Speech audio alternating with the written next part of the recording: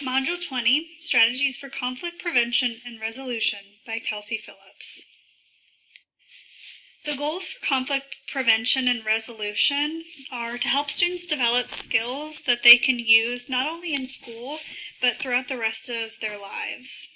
The skills that they will develop are in self-responsibility, self-management, self-respect, self-reflection, and self-observation. Marzano recommends 3 different things for classroom practice.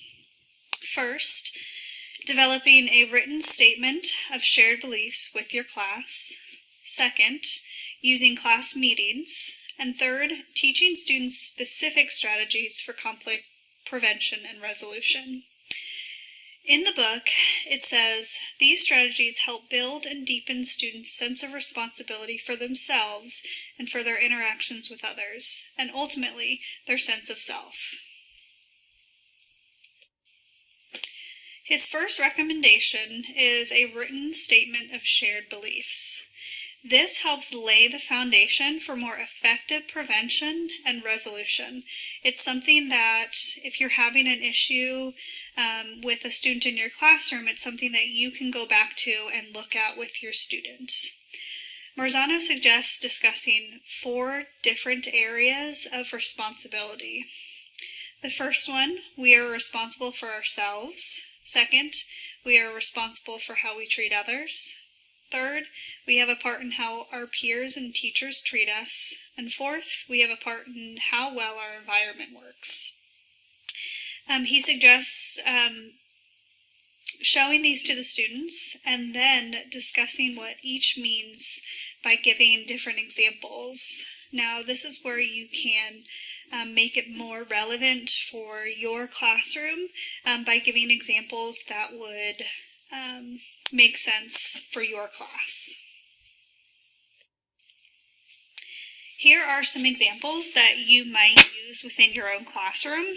You might create a class pledge or a set of commitments and then create it with your class and then maybe eventually have them sign it.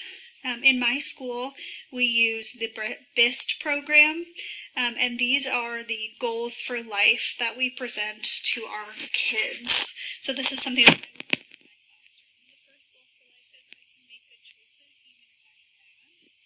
Second, I can be okay even if others are not okay. And third, I can do something even if I don't want to.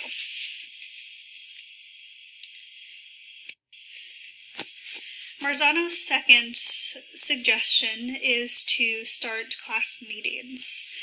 A class meeting is a formal gathering of students and teachers, and it can be a powerful tool for teaching and reinforcing positive behaviors.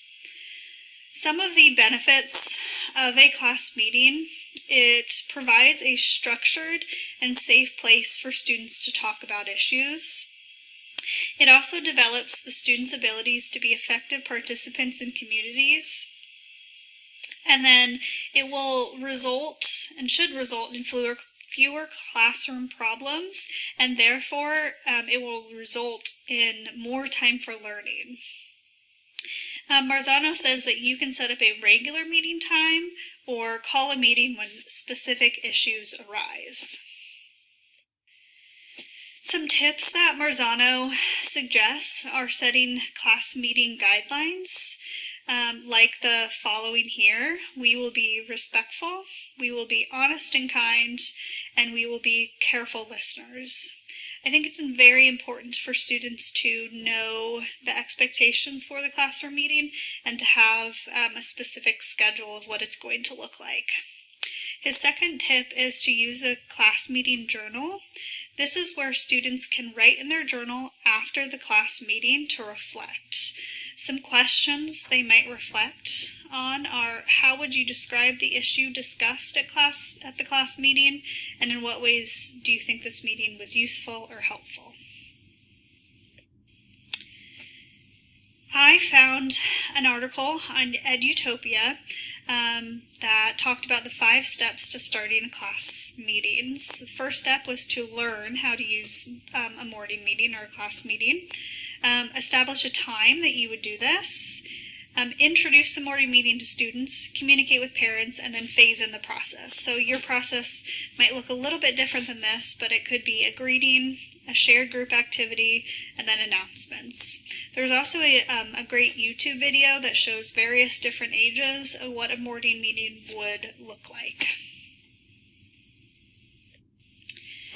Marzano's last suggestion is to teach students specific strategies for conflict prevention and resolution.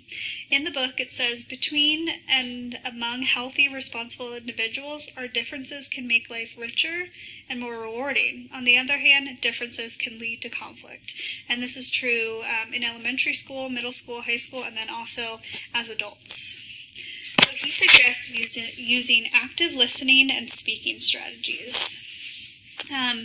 This is teaching these can help students learn how to deal with their emotions in a productive way.